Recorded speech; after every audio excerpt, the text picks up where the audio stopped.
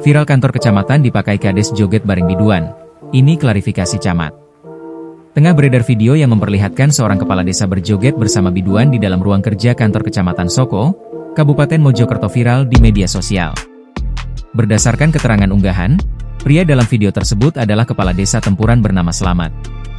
Video tersebut viral usai salah satunya diunggah oleh akun Instagram Info Malangan. Dalam video tersebut terlihat kades Tempuran berjoget mengikuti alunan musik dangdut di ruangan kerja pemerintahan. Tampak suasana hiburan diiringi elektone yang berada di ruangan tersebut. Tak sendiri, ia ditemani seorang biduan wanita yang ikut bernyanyi dan berjoget di depan meja dan kursi kerja itu. Publik pun menganggap aksi berjoget di ruangan kerja pemerintahan tidak pantas dilakukan.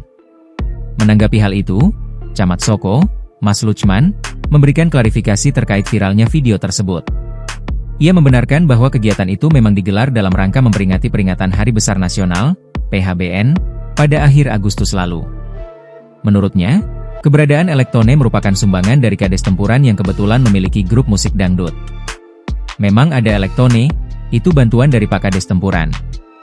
Kebetulan beliau punya grup dangdut.